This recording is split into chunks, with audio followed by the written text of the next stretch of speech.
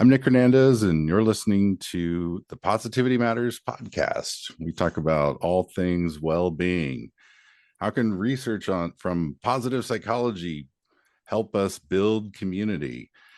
Today, my guest is Gus Carlo. He's professor, director, Cultural Resiliency and Learning Center, equity advisor in the School of Education at the University of California, Irvine. Welcome to the show. Thank you. Thank you very much. Glad to have you as a guest. And you come highly recommended from a former guest on the show, Dick Deetspear. So if Dick, if you're Yeah. listening, thank you for the recommendation. And thank you, Gus, for being on the show here. Well, again, thank you very much for having me here. And I will, make sure to let Dick know that he's causing me to work more. I myself had become interested in positive psychology when at the workplace they had us take a strengths finder, and one thing led to another. And at that time in 2006, I didn't know that positive psychology was a thing. And if I understand right, your central focus in your research is in prosocial behavior, and that you were actually at the very first positive psychology summit back in 1999, which took place here in Lincoln, Nebraska. Uh, my understanding is that there was a bunch of different veins of research in that relate to well-being and human flourishing, and that it was kind of a maybe like a marketing, an intellectual academic kind of marketing thing to bring a bunch of those different threads under an umbrella and call it positive psychology. Maybe tell us a little bit about the history of prosocial behavior research, its relationship with positive psychology. What's the story? Yeah. Yeah. Well, yeah, that sounds like a great place to start. Well, I think it's actually a quite interesting story because I'm not certain that from the get-go, prosocial behaviors were necessarily strongly tied to positive psychology.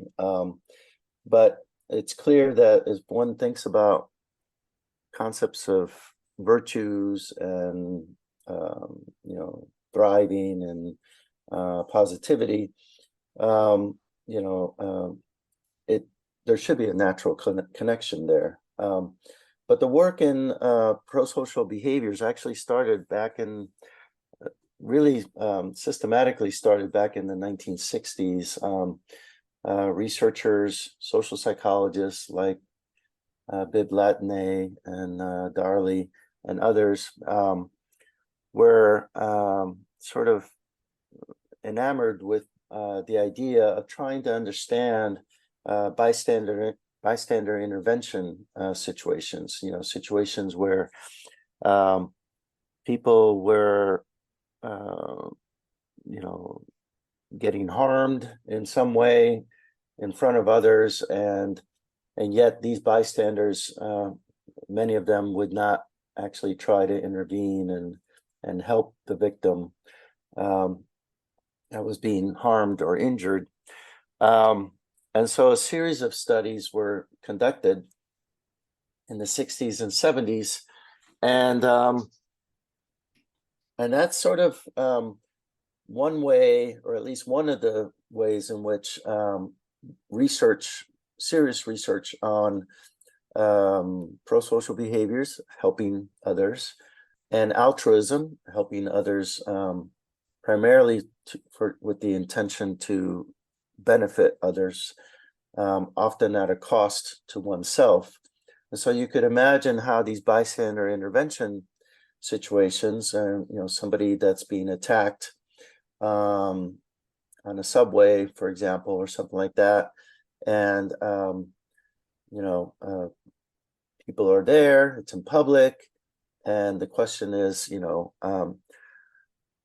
who's willing to risk personal harm to themselves in order to try and help somebody who's apparently being attacked by someone in that sort of public setting.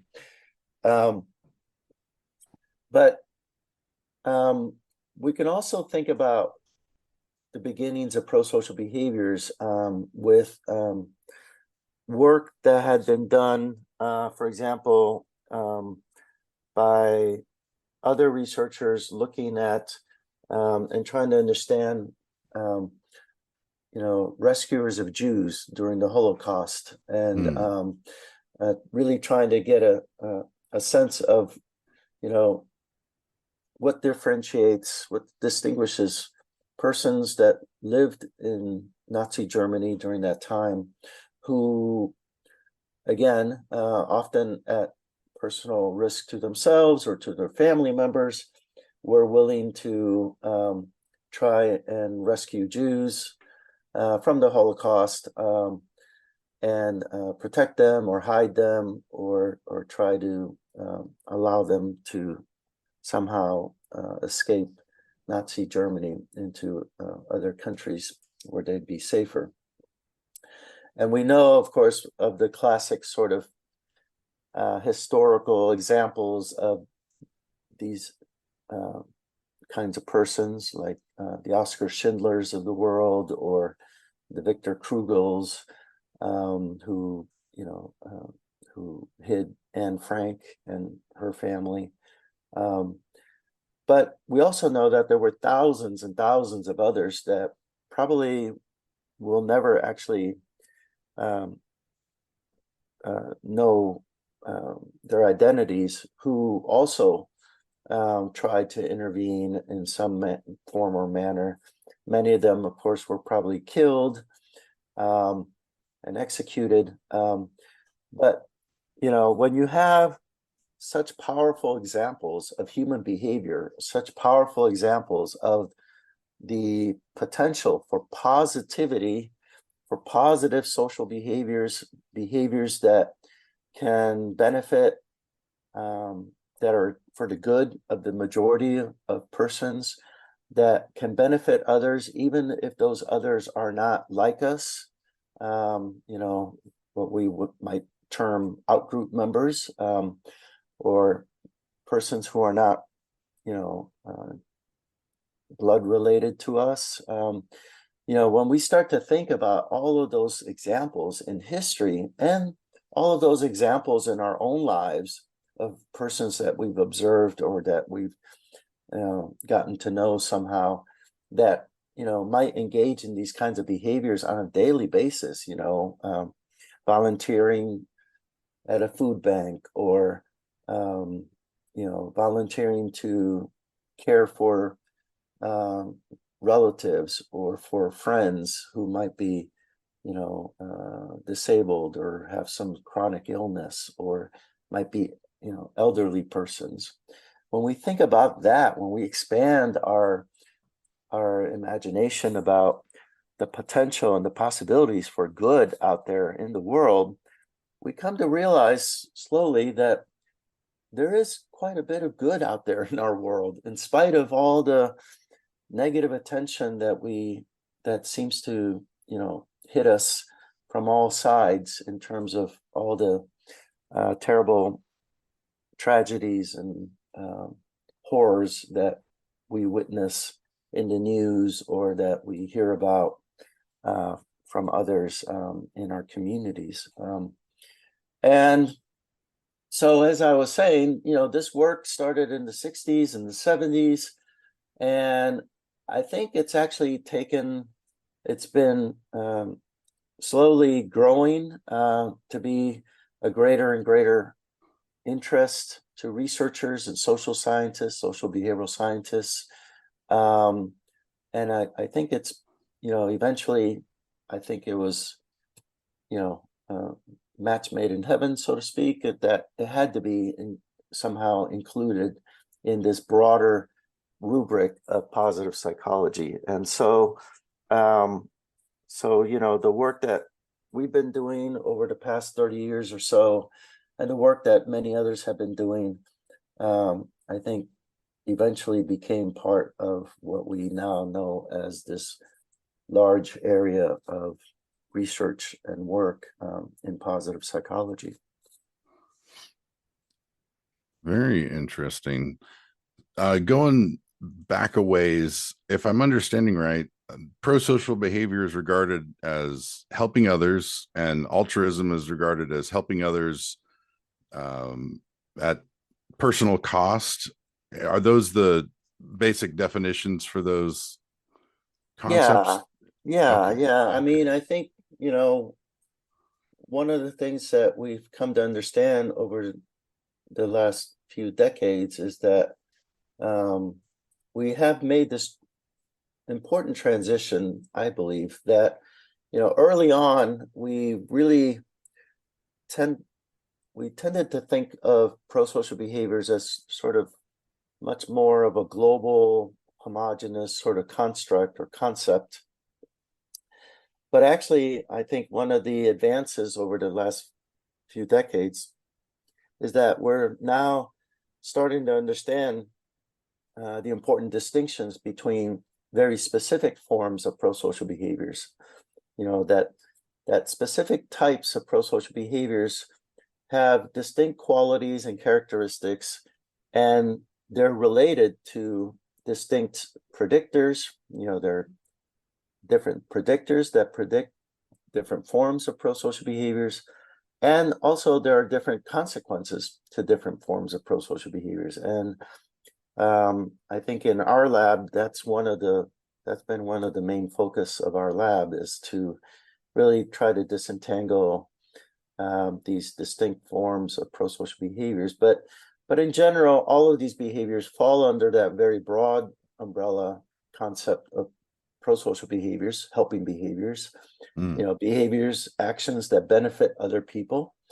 And then within that, for example, in one of our recent published papers, we present a multidimensional model of prosocial behaviors, and we point out that prosocial behaviors differ as a function of who the target of the action is, who's the beneficiary. Also, it differs as a function of motives. You can have prosocial behaviors that are selfishly motivated and others that are selflessly motivated, such as altruistic behaviors. And there are also different contextual factors that can play a part in terms of the facilitating or inhibiting specific actions, prosocial actions. Fascinating.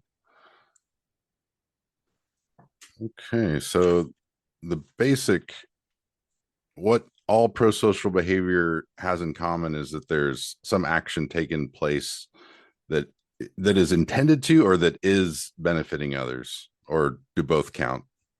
Well, both count, but the Okay. broadest definition is actions that benefit others. And then the intention is something that's very challenging to get at, but we think it's important because sometimes we do something nice for someone, and maybe we didn't even realize that all the beneficial consequences of the action that we partook in. So intention, it's the ghost in the machine. It's sort of like trying to discern what one person's real intention was behind an action. That's obviously incredibly challenging, but we have made efforts to try to get at that in different ways, because we think it's important. Yeah, I've got a example to share, if I may, Sure. do so, and get your take on it. Yeah, sure. Okay, this was back in 2012, and I'd been seeing different suggestions for what contributes to a sense of well-being and acts of kindness, the effect that it has on the person performing the act of kindness. jumped out as something maybe that would be the kind of dynamic that a community project could be built around. So I used a little bit of a selfish motive for setting up the project, and that was we asked people to anonymously reflect on their acts of kindness, to write it down, like what was your act of kindness, and then how did it make you feel was Mm, the follow up on it. So mhm, it wasn't necessarily focused on the actual impact on the recipient, but it was more the psychological effects on the person performing it. mhm, Now this the way it played out was we had these like literal note cards that mhm. we passed out. It was kind of a little bit of an inventory. We asked people if they had already done acts of kindness to maybe reflect on how that had affected them, Mhm. and then proactively, to do some more acts of kindness to, and then to reflect on it as well. Mhm. And the Hy-Vees here in Lincoln and the public library system all distributed and gathered the cards. And during uh, the time when we were, it was basically a September to December timeframe when we did this. And Mhm. in the processing part of it, we had uh, gathered all the cards as they came in and put them up in the window. They have the extremely large windows at the Hy-Vee, and so it just made a beautiful display. Mm. And the hope was that people would come along and read it and get inspired and to spark more acts of kindness. Mhm. And then for the finale, which was December 7th, the Sheldon Museum adopted our kindness project for theming their winter festival, and they Mm. chose song selections with their Mhm. chamber singers. Mhm. And it was, we brought all the cards and had them up in the windows at the Sheldon Museum. Wow. Yeah. And then in the spring, so it was a beautiful evening of music, and it was amazing.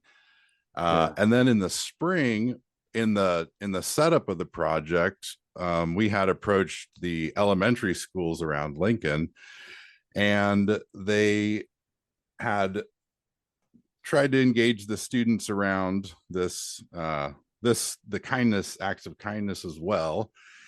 And one in particular, Campbell Elementary, was extremely interested in participating, and Mm. we chose them to be the recipient of the cards after this event in the fall. So come spring, we had used paper that was embedded with wildflower seeds, and we planted it so that come summer we had a wildflower garden. Wow. So Yeah. that was the actions of this kindness project. Yeah. And the setup, the story behind it actually was, a mother had lost her son to a drunk driver, Mm. and the media attention was just basically, she saw it as kind of focusing the public's attention on the driver and sparking hostility. Mm. And she said it came to her almost in a vision, kind of a fever Mhm. dream, to ask the public to engage in acts of kindness. And Mm. Mm. that was Wow. this was a few years after the event had happened, but Mhm. the police investigator had come up from Lawrence, Kansas, where this had happened, and he shared a message of personal responsibility Mhm. about, if you're gonna drink, have a plan. Mm. And it was the mother and the office and the investigator, they were able to share the story and suggestion to engage in acts of kindness at many of the high schools around Lincoln and many other schools. And Wow. Yeah. so this was kind of the first project that I'd Hmm. sort of taken this idea Hmm. and tried to apply it at the community level. So that's the kind of thing that Positivity Matters is about. There's a little bit of history for listeners, and one of the foundations of where this thing got started. Yeah. But yeah, so that's an example. So Hmm. from Oh, the yeah. perspective of a prosocial behavior researcher, Hmm. what are your impressions? Wow. Well, I mean, that's a fantastic example, on a large scale, obviously. There, I guess as you were telling the story, I was, it's a pretty complex, uh, series of events, because you have things that are happening obviously at the person level, but also at the broader community level, at the institutional level. And I think it's a really excellent example of the power of prosocial behaviors, for, for stimulating more positivity and more prosocial behaviors. And, I think one of the things that inspired me to think about the work that we do in prosocial behaviors was actually studying the work that had been done on aggressive behaviors. And Mm, when we look at all the work that's been done on aggressive behaviors, so much of it really is relevant in understanding prosocial behaviors. I mean, in aggressive behaviors, we know that there are distinct forms of aggressive behaviors, and those are each important to study and understand. But we also know that aggression is one of those human behaviors that can uh, instigate more aggression, and so there are intergroup and interpersonal processes, mechanisms that can actually facilitate more aggression, and there are social conditions and institutions and systems that can facilitate more aggression. And I think the same thing applies with prosocial behaviors. I think mm, there are possibilities, great possibilities, that I don't think we tap into for fostering more prosocial environments, more prosocial schools, more prosocial communities. Um, Obviously, prosocial behaviors in the home. I mean, we could start there with, how do we raise our children to be much more prosocial? Um, and and one thing that's also important to keep in mind is that, um, it's not. I mean, sometimes I hear, I get people saying things like, "Oh, this is such a goody-goody, Pollyannish sort of, perspective and all this." And I want to be clear, it's not that we expect that uh, humans are going to be, extremely pro-social or even extremely altruistic all the time. Um, but but it has to do more with the realism that, we can create environments and communities and schools and homes and institutions that perhaps emphasize or perhaps encourage more of the pro-social behaviors and perhaps less of the antisocial behaviors and less of the aggressive behaviors. We're never mm, going to completely eliminate antisocial behaviors or aggressive behaviors or selfish motives or those sorts of things. Those are all part and parcel of our genetic makeup, evolutionary history. We need to be able to defend ourselves from threats and from danger. But on the other hand, there's so much research now that demonstrates all of the incredible positive benefits, ironically, pun intended, I guess, mm, of pro-social behaviors. It's not it's not just a marker of the moral standing of our communities or the moral standing of a person or an individual. If we think about how is it that we judge the moral character of persons, well, sure, you could listen to them and hear what they say. You could observe what sort of empathy or sympathy they express. But really, the bottom line is that for most of us, the majority of us, vast majority of us, we really do judge people's character mostly on the basis of their actions, of their behaviors. If we think about moral exemplars, historical moral exemplars, or care exemplars, persons who we deem to be of strong moral character, it's most likely the case that we deem those persons to be strong moral character, not just on what they said or how they feel, but it's going to be mostly on what actions they took and what were the consequences of those actions. And so it is also the case that there's always the possibility of sort of contagion effects. If persons in a given environment are predominantly acting in prosocial ways, then that's going to facilitate prosocial behaviors in that context. And so your example of acts of kindness is fantastic, because what you did was really create these prosocial environments, these environments where not only did it become the norm to engage in prosocial behaviors and to talk about prosocial behaviors and, like you said, to reflect on these prosocial acts that people have done, but it just made it very acceptable, socially acceptable, and actually rewarding, socially rewarding.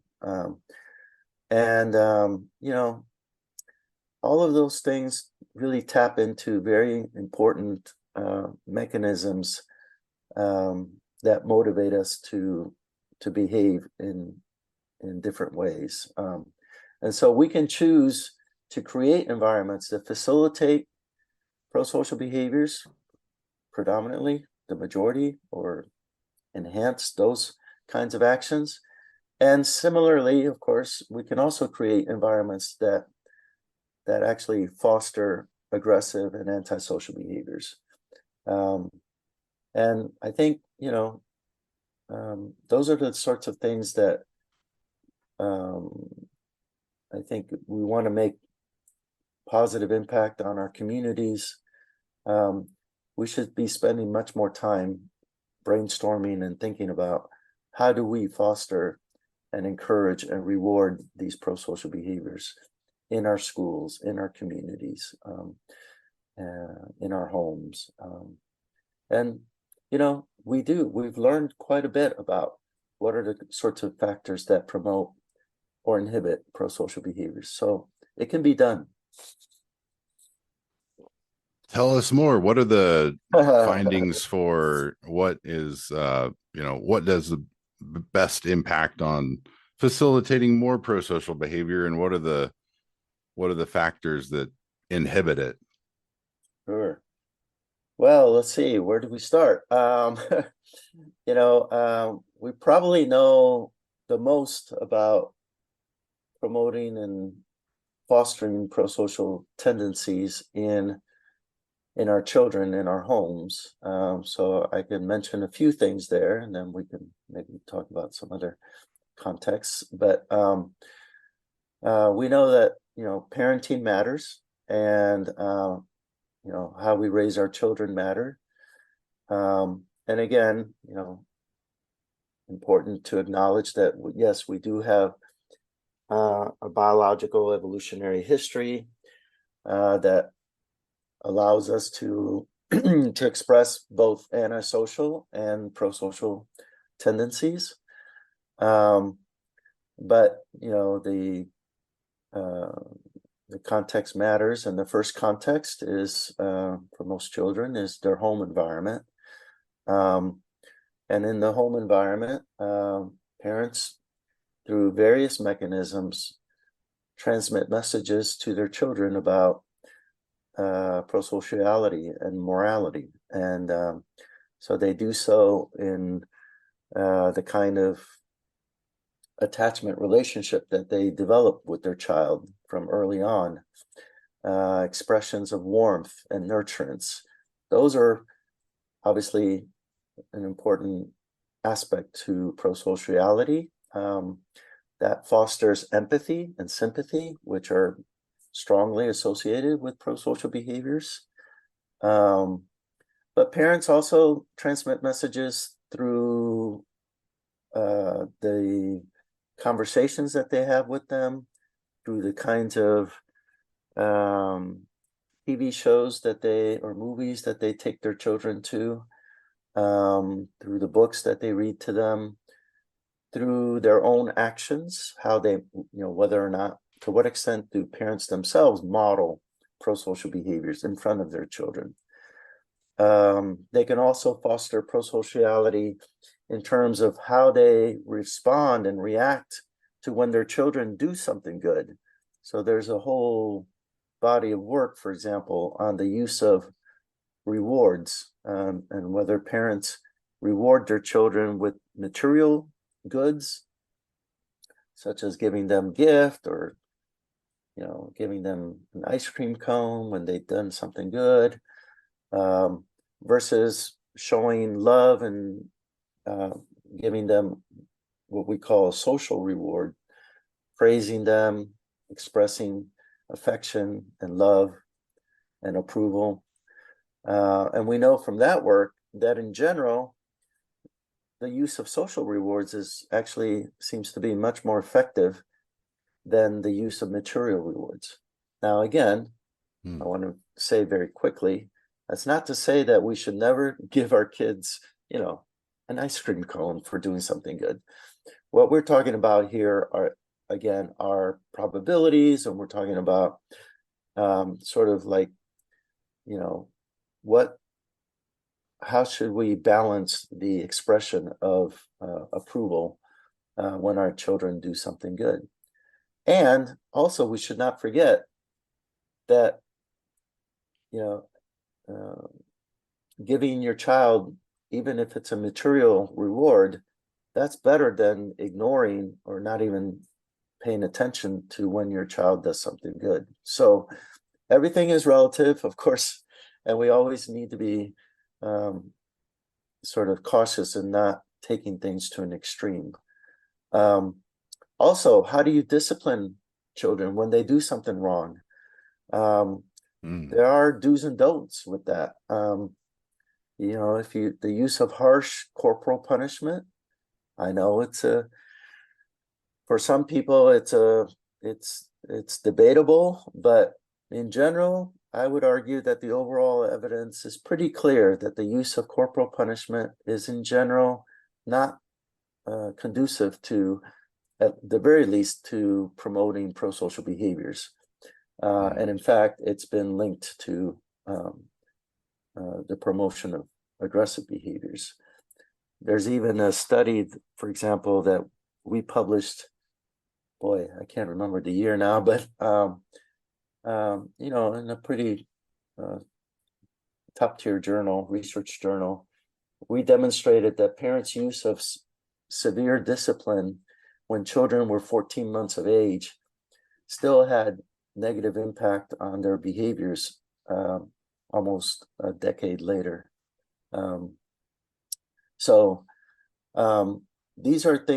These are bodies of research that is really, really difficult to sort of ignore. And similarly with the work on media, exposure to violent media, again, of course, there are groups out there that push back against this evidence, but again, the overwhelming evidence, different kinds of research designs demonstrate that exposure to violent media in children begets potentially begets aggression and violent behaviors later in life. And whenever I talk about these things, by the way, I like when I talk about these things in class, I always remind my students that, you know, if media didn't have this kind of impact on our behaviors, and it'd be hard to explain why corporations and companies spend millions and millions of dollars on research, marketing research and development. You know, these commercials and all these sorts of things that are out there. It's pretty obvious and pretty blatant that media does impact our behaviors. And I think even if you don't, you know, you can get into the nitty gritty of like this study was flawed and blah blah blah and all this, but I'm telling you, I think this is a situation where money matters, and money says a lot about how we can actually manipulate and modify people's behaviors through the use of smart marketing campaigns. Yeah, that's I know that's done deliberately. I was in a class on nonprofit management, and one of my classmates was in with an organization that did advocacy for narrative structure of radio programming. I forget what country in Africa it was in, but they were trying to encourage, I guess, safe sex, more, things to facilitate safe sex. Right. So I know there's entities that are, having an effect on the narrative structure of the content of what we watch.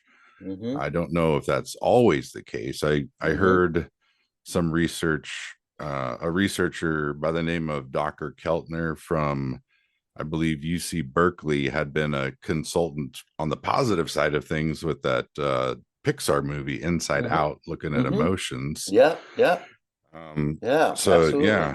I wanted to return for a quick second to the point that you were making with the children getting severely disciplined as youngsters. I think you said 14 months. And the reason why I wanted to do that is sometimes people listen to research like this, and sometimes parents have had a change of heart in their approach and become overwhelmed sometimes when they hear about this kind of research and are fraught with guilt. So maybe if you wouldn't mind, if there's any parents listening that where something like this may have happened, like, what would you tell them now? Well, that's great. I mean, I've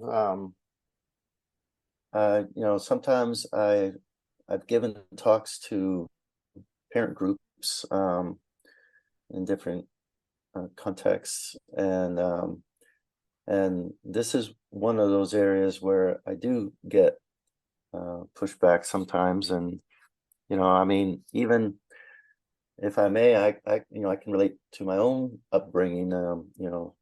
Growing up as a kid from Puerto Rico, my parents both Puerto Rican, Latino parents, very traditional. And I mean, there was nothing scarier than if I did something wrong and I knew my dad was going to come home and chase after us to discipline us for whatever we did wrong. So clearly the use of corporal punishment is something that many parents resort to sometimes. So there's a couple of ways of thinking about this. One is, as I said before, we need to be cautious, and I don't think I think it's just smart to not overreact to uh, these kinds of research findings, and just say, "Oof, wow, my poor kid. I spanked my kid, and they're going to turn out to be a serial killer or something like that." I mean, you know, with all these research studies on parenting and all these predictors of developmental and child outcomes, these studies don't account for the majority of the variants. I'm trying to think of a easier way of saying this, but these effects are significant. That means they're reliable effects, but they're not extremely strong effects. So the first thing to keep in mind is that what we're talking about here is more like we're trying to piece together a jigsaw puzzle. And the more of these kinds of characteristics or pieces are in the child's life, then the greater likelihood that that child might experience some negative developmental outcome later in life, or some positive developmental outcome, or a combination of both. And so, there isn't one specific factor that's going to absolutely, determine the outcome of a child. And so if you use spanking in raising your child, it doesn't necessarily mean that your child's going to turn out to be, terrible person or something like that, or traumatized or have mental health problems. So that's the first thing to keep in mind. But the other thing to keep in mind is that there are some studies that suggest that if you sporadically use like mild spanking just to get your child's attention, that doesn't seem to necessarily be linked to negative outcomes in your child. But remember that whenever we use spanking as a discipline technique, we're modeling aggressive behaviors. We're transmitting the message that the use of force is acceptable under certain circumstances, I guess. But remember, young children aren't going to be quite cognitively able to understand what those circumstances are. That it might be an acceptable way of resolving differences or resolving problems.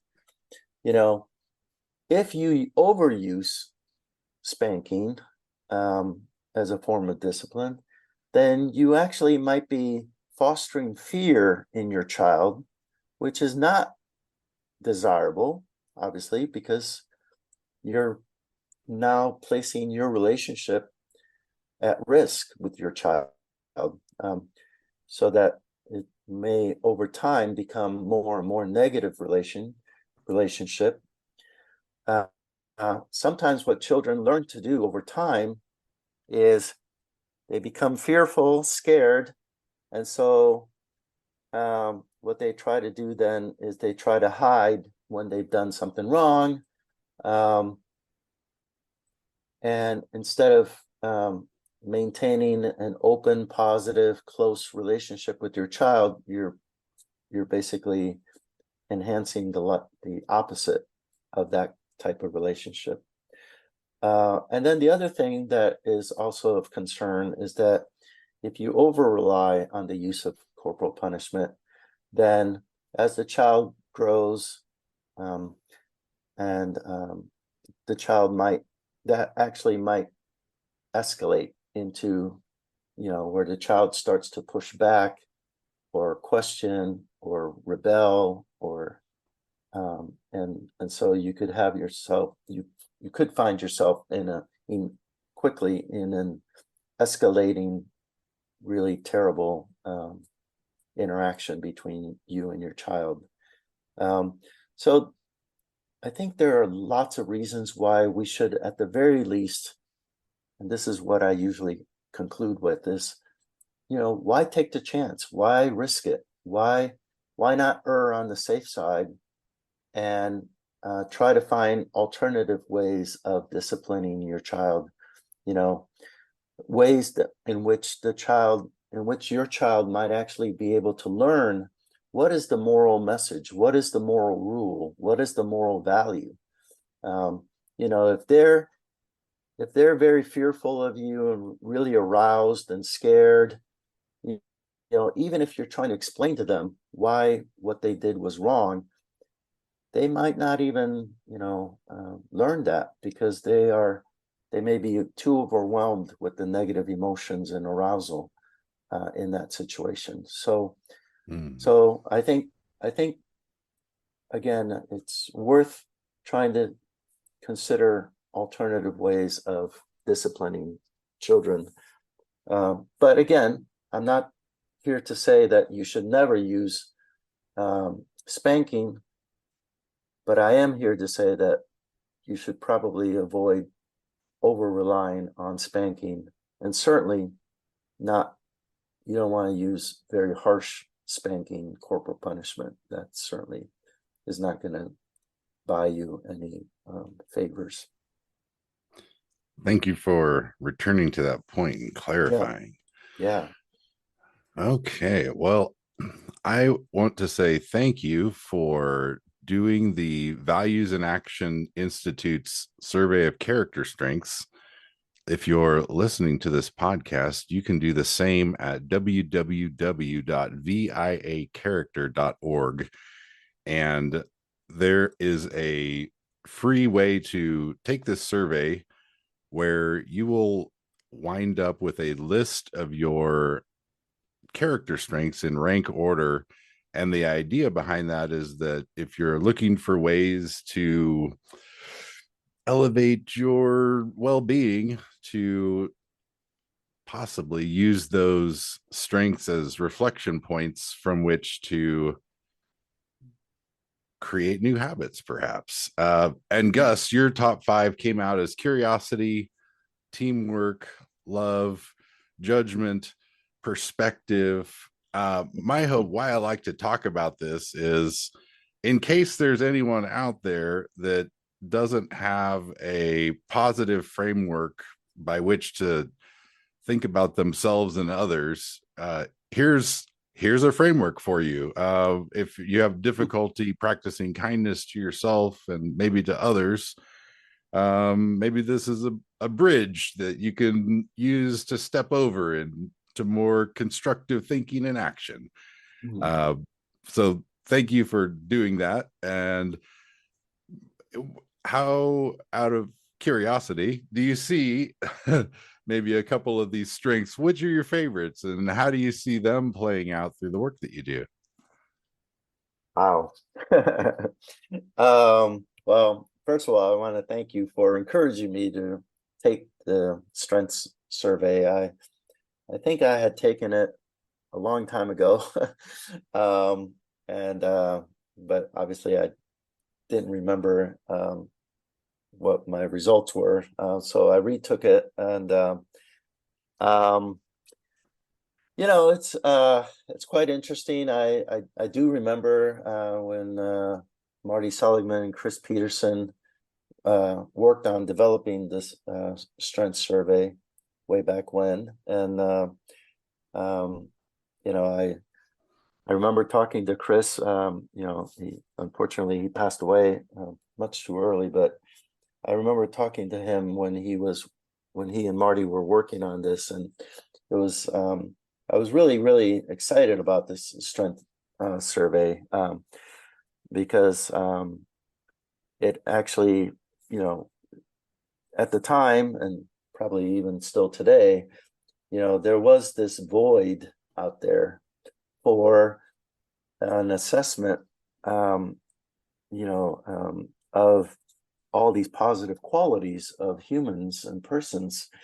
And I recall Marty talking about how, psychology, for example, has devoted themselves for many, many years to, creating and developing the DSM, the diagnostic, mental health inventory. And of course, we know that the DSM is not really a diagnostic or an assessment tool of health per se. It's quite the opposite. It's pathology and illness, right? And so I think this VIA strength survey, I think, was an effort, at least, to try and move us towards in this healthy, well-being, positive direction. The strength surveys, I think, speaks for itself. I mean, I can relate to my top five very nicely. I think probably it's mostly reflected in how I conduct my research and how I work with other people. I have my Cultural Resiliency and Learning Center, for example, and every place that I've been at University of Missouri, for example, I had a center, a Children, Families Across Culture Center. And at the University of Nebraska, Lincoln, where I started, I was there for 17 years. I also had my Latino Research Initiative, which was really a center focused on all the work that I've done with Latino families.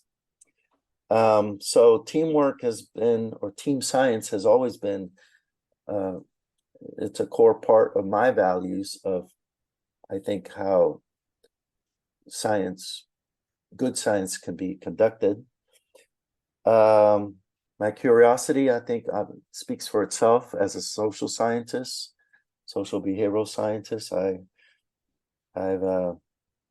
I definitely express that aspect of myself on a daily basis and over the course of my career and lifetime. I try and foster these very positive, loving relationships with my friends and my family and my colleagues and my students. So yeah,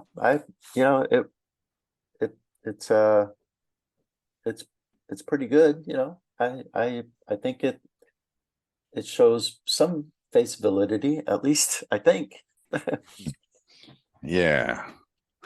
That's I think it's maybe a stepping stone for the model that I'm working on for human flourishing is, the acronym is Happy Life, and it is health, so physical and mental health, aesthetic experience, or natural and created beauty.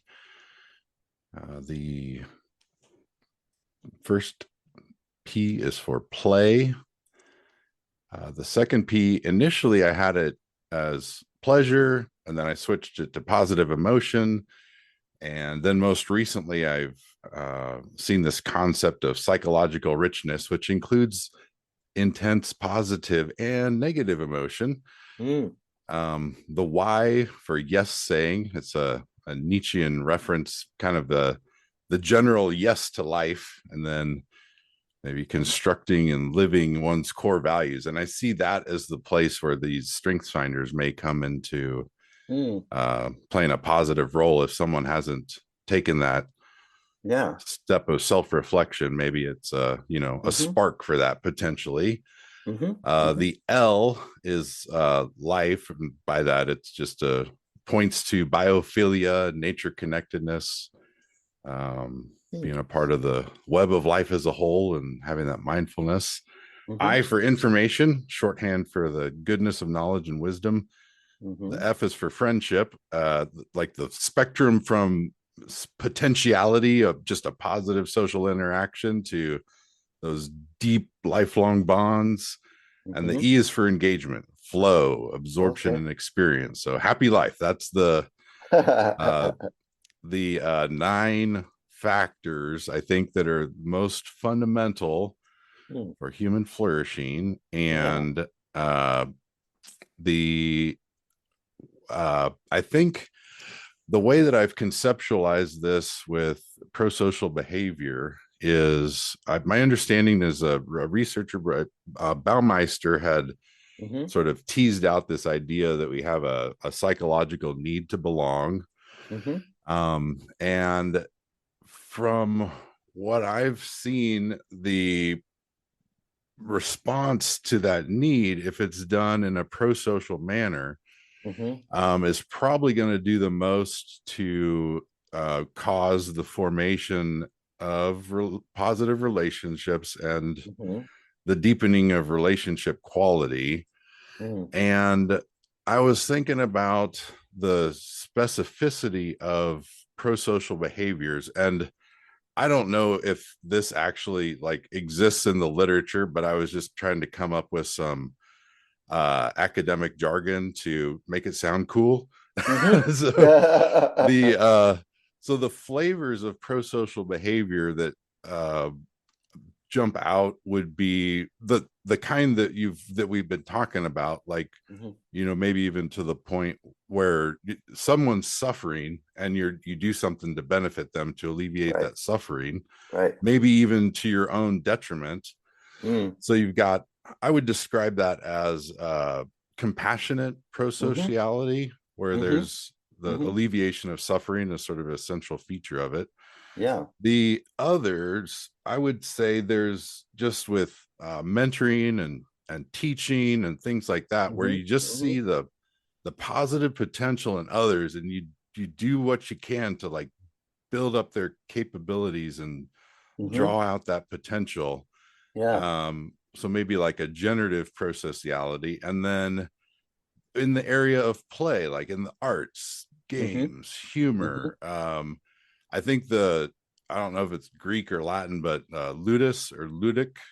So maybe a ludic prosociality. So Mm. those are Mm. my three Okay. in a, my three jargon words for the main pro-social behavior that I'm Yeah. kind of reflecting on in terms of trying to build community projects around: the Mm. generative, the ludic, and the compassionate. So Oh, uh, nice. from the Yeah. point of view of someone who's actually doing the research, Mm-hmm. how does that sound as a way to approach practicing prosociality? Or if one Yeah. were so moved intellectually to study it, would that be Yeah. a potential framework to explore? Yeah. Yeah, I mean, I think absolutely. First of all, as I alluded to earlier, I think the first important step is to step away from thinking of all pro-social behaviors as being equal or equivalent. And so this is definitely one way. I think out in the literature, there are different, more nuanced conceptualizations of the kinds of pro-social behaviors. And you do get into this sort of like thinking process about, um, do we come up with identifying more specific forms of pro-social behaviors, at a very sort of, for lack of other better term, at the very sort of micro level, very, very specific, like sharing behavior or donating behavior or something like that. And then you can think about like other ways of distinguishing and categorizing different forms of pro-social behaviors. I think what you're proposing is something more sort of in the middle, not too micro, but obviously not global. Mhm. And so I think that can be very helpful, very conducive to good work. And I like how you do distinguish between these forms, and you do so in a manner that's connected very clearly to uh, one can easily imagine how these different forms of prosocial behaviors are manifested in the real world in real world contexts. Um, you know, um, with the with I mean, I probably have to think about it a little more, but um, I think that it is different than, for example, the conceptual model that we've adopted. Ours is, we identify 6 distinct forms of prosocial behaviors. And as I mentioned before, it really takes into account, tries to take into account the underlying motives, the selfless versus selfish motives, intrinsic versus extrinsic motives, as well as it tries to take into account the different targets. Targets is one of those things that I think is important to remember and to sort of take note of. I remember one time I was sort of surfing through TV channels, and I came across a TV show, somebody who was interviewing these 2 um, mothers, and their little children were playing on the living room carpet behind them. And the interviewer was, the mothers were white. They looked like white European American mothers. And the interviewer was asking them questions like, "Oh, so you teach your children to be empathic and considerate and respectful of others, and to be kind to others?" And the mothers were like, "Well, yes, of course, we teach them to be that way. You know, we those are things that we learn from, reading the Bible and so on." And then on the bottom of the screen, you know how they label the person that they're interviewing? It showed up on the bottom of the screen. These were mothers of um, a KKK, Ku Klux Klan chapter. And Mm. and it dawned on me at that moment, and maybe I'm slow to learn or whatever. This was several years ago, obviously, but it dawned on me at that moment that we have so many persons out there who think of themselves as moral persons. They think of themselves as pro-social. They think of themselves as even altruistic and extremely generous and compassionate. Um, but it's clear that they don't express that prosociality um, to all, Mm. to all others, right? Um, there are some who are extremely altruistic and pro-social towards their own family members, or to persons that they think are they deem to be loyal to them, or I'm not going to name names, but um you know and some of them, I mean, even if we think about historical figures like Hitler himself, who was Christian, and you know uh, seems I'm certain that he was very pro-social towards his own family members and people that he was close to. But clearly these persons are also capable of atrocious, you know harmful, terrible acts of violence and hostility, and towards persons that they don't deem worthy of their compassion or their generosity.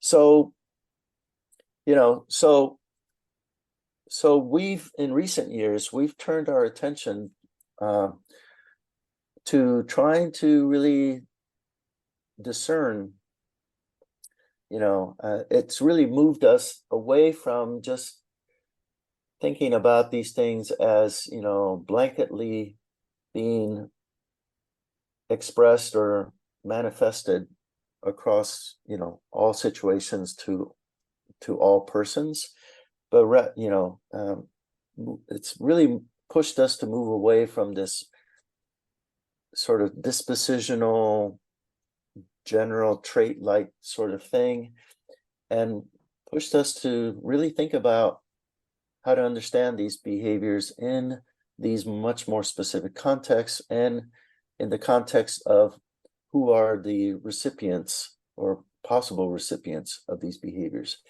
And this is really incredibly critical right now in this day and age. As we know, there's so much incredible divisiveness and in our society and in our societies.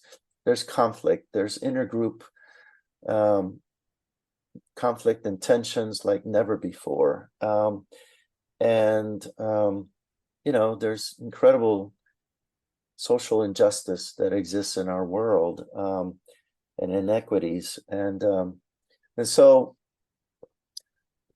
to me, all of this tells me that we need to find ways to promote and foster altruism in general, but especially in persons of privilege and persons of power and persons of wealth, because,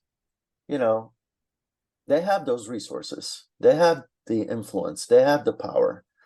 And so it's going to really take an extra amount of generosity, I'm not sure how to say it, or altruism, for them to be willing to share a bit more of those resources that they have, be willing to share those resources with persons who don't currently have access to those resources and to that capital and to that power. And in reality, if we step back and we think about it, that's really what a true democracy should look like. It should be a system whereby there's much more equity and shared distribution of resources and wealth and power. I think I probably could be wrong, and I'm sure some political scientists or historians will probably bash me for saying this, but I think that's what our forefathers were trying to create, a much more just and fair system. After all, they themselves were very wealthy, highly educated persons.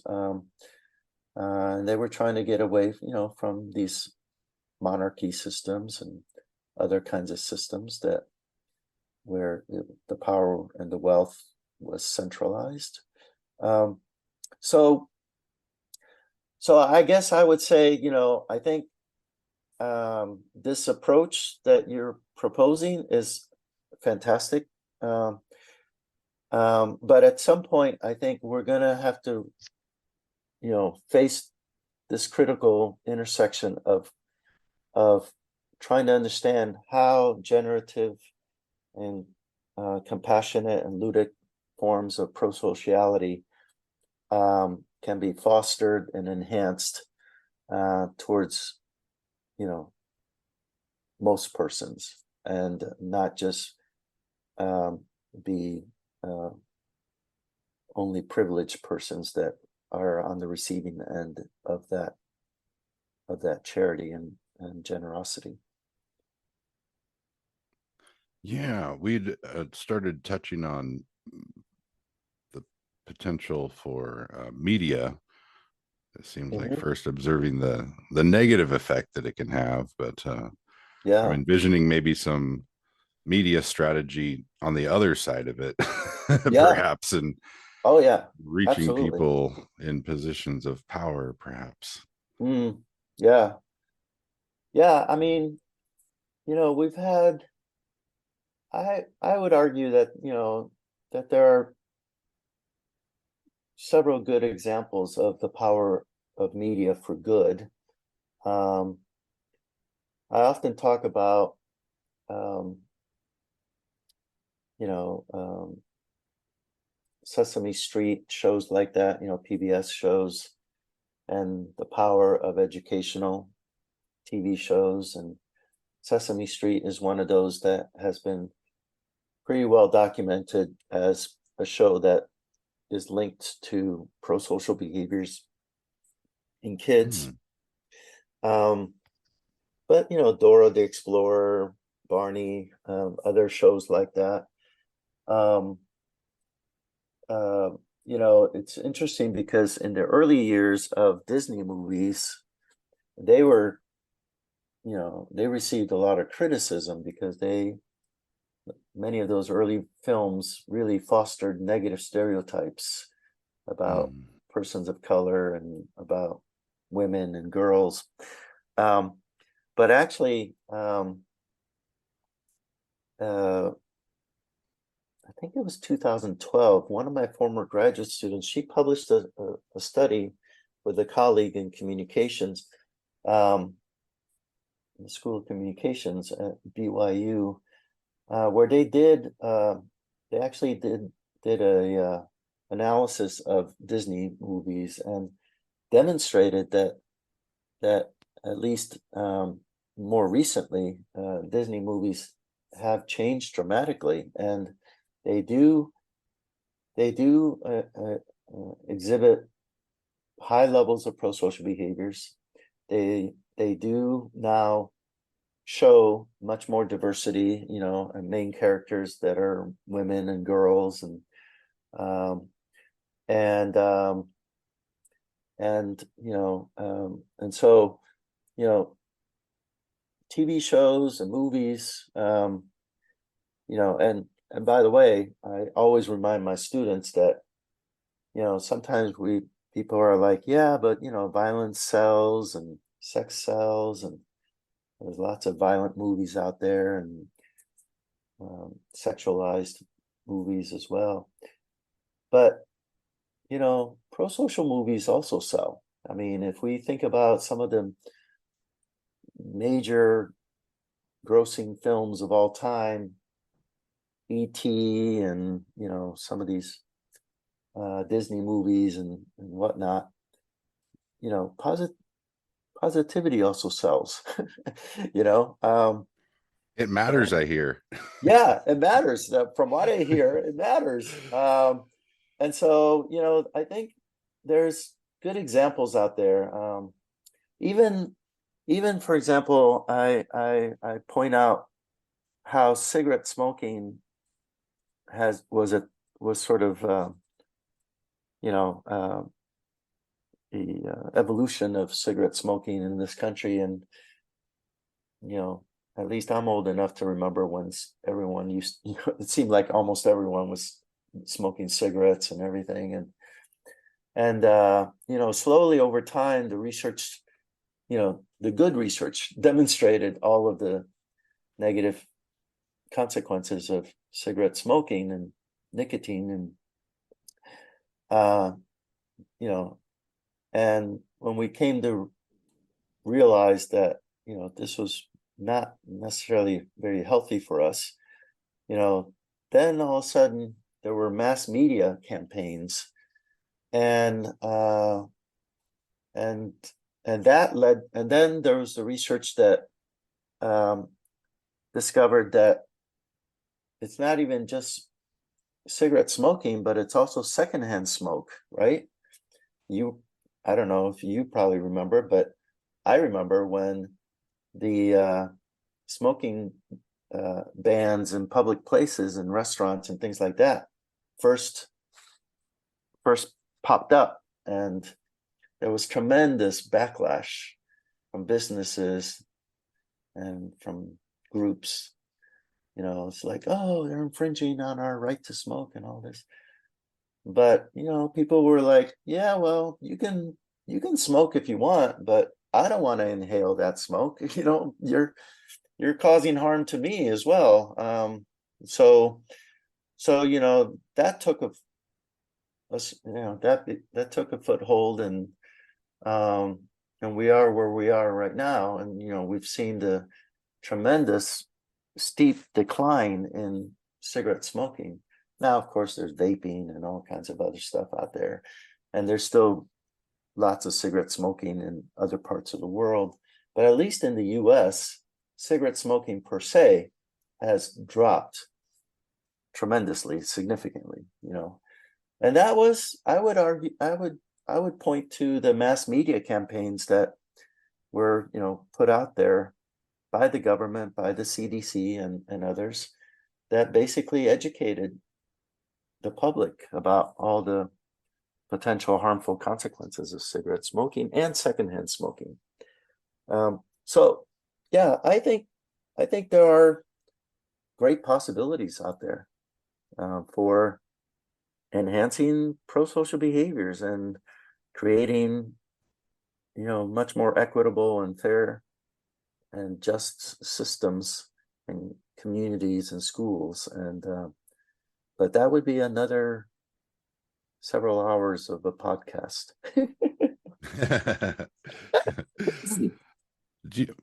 And you may have to go off and teach a class soon, from what I understand. Is that the case? Yes, I do. That's why. Yeah, I have to. All right. Well, maybe I have to leave in. briefly. No, I still have, like, you know, a few minutes, 10 minutes or so. Okay. So, yeah. Excellent. By the All way, right. I don't know Yeah. if this is an omen, but I'm looking out my window and there's a beautiful rainbow across the sky. Hey. There All you go. right. But is it a double rainbow yet? No, not quite. We'll Yeah. we'll hope for a double rainbow all the way across the sky. There we go. Have you ever seen that viral video clip of the gentleman witnessing a double rainbow? No, I have I not. I Please send it to encourage, me. yes, I will do. That's what I All right. was. So if things are good, what about a double rainbow? Yeah. Well, yeah, that's great. Yeah. Yeah, no, actually that would be kind of a image of one of the motifs that my father left me with. He I believe he encountered the negative aspects of cigarette smoking from its deleterious effects on heart health, and Mm, is mm. no longer with us since Oh. 2011. But when he passed, one of the things that I did was just to try to reflect on his Mm-hmm. life, and you know what he did, and the Mm. things he said, and to see if there Yeah. was something that, you know, I could hold on to. And one of the things that came to mind was uh don't let the good life get in the way of a better life. So that was Oh, that's nice. I like that. yeah. So if Yeah, I one like that a rainbow is lot. good, two is better. Wow. Yeah. So anyways, but yeah, so looking towards the future, you know, in the with the field of prosocial behavior research, and Hmm. your own, with your own resources as a part of that ecosystem, where do you hope this field goes? Oh, wow. Well, uh, And you know, let's say, I'll give you another kicker for a thought prompt. Let's say some private foundation or government says, hey, here's $50 million, mm, go, yeah, yeah. run, fly. Give Wow. us a double rainbow. Wow. Do you happen to have Jeff I don't. Bezos' phone number, or Mark Zuckerberg, or Elon Musk or someone? Yeah. Well, I think wow, that's yeah.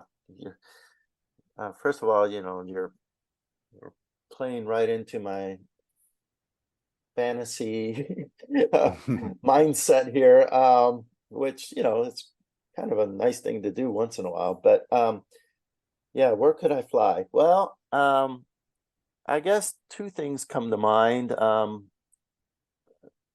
right off the bat. I'm still, as a developmental scientist, I can't help but get away from that core training and that orientation that I have, and so that pushes and moves me to think about um, programs, interventions that would be designed to really help our families. If we think about again, going back to the terrible things that we observe, conflicts and wars and shootings and all those sorts of things, and maybe especially things like racism and prejudice and those processes, mechanisms. Those are things that are transmitted from one generation to the next. I, I don't know, maybe I've become too cynical about these things, but I just don't think those things will ever go completely away. But I do think that we can reduce those hostile, negative attitudes and beliefs towards diverse others, and it's got to start in the home. It's got to start in the home environment, because that's where so much of it originates. Children from a young age, who are taught and learn to hate persons who don't look like them, who don't share the same beliefs, who might act in different ways. So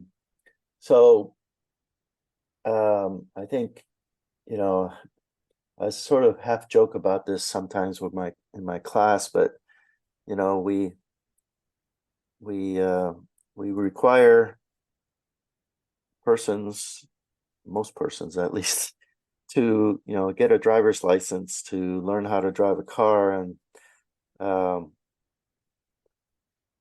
but anyone can become a parent, and a lot of parents will take Lamaze classes and sort of learn how to create a more positive birth environment, but then after that, sort of like, you're on your own. Good luck, you know. And unfortunately, most of us, the only source of information about how to raise a child comes from our own personal experiences.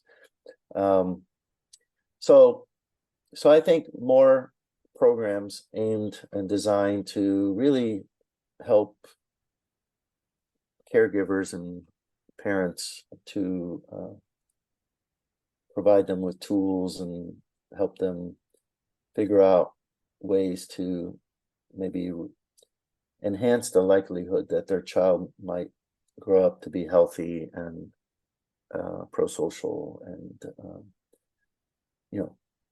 reach their maximum and thrive to the fullest.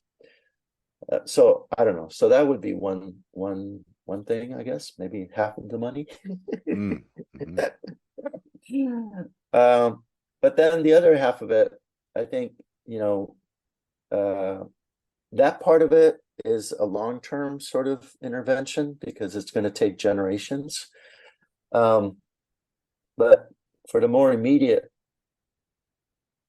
crises that we're facing, we need interventions in our social institutional systems. And I think, and this brings us back to creating these prosocial environments, these environments that foster prosociality, much like the example that you gave. But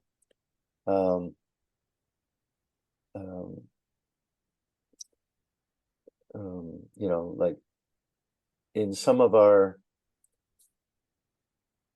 professional schools, some of them, sometimes the students take ethics courses, but usually it's like one ethics course and it's a requirement maybe, and that's it. But clearly there are a number of persons who become professionals, who become leaders, community leaders, and industry leaders, and and they acquire that wealth and those resources and those privileges, and somewhere, somehow along the path, they seem, even if they had prosocial tendencies early on or earlier in their lives, somewhere along the path, it seems like many of them have lost their way, and they've lost their connection, that important human connection to all of us, that that perspective that we're all on the same planet, on the same boat in the universe, and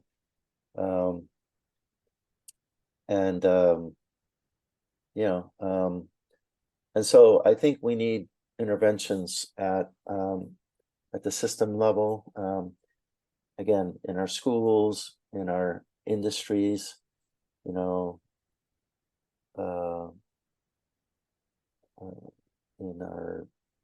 government, obviously, and I gotta admit, that to me actually is much more challenging, because I'm not sure that there are many great examples out there.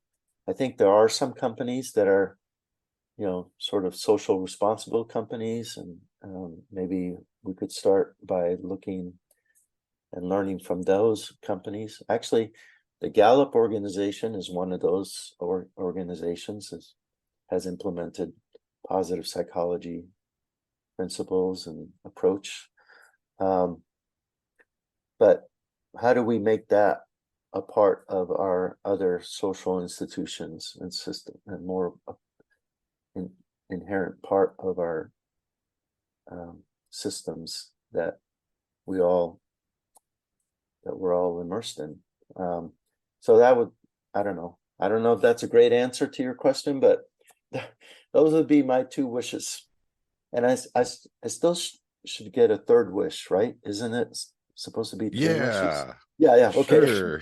Yeah, okay, all right. Yeah, well, we could start with those two.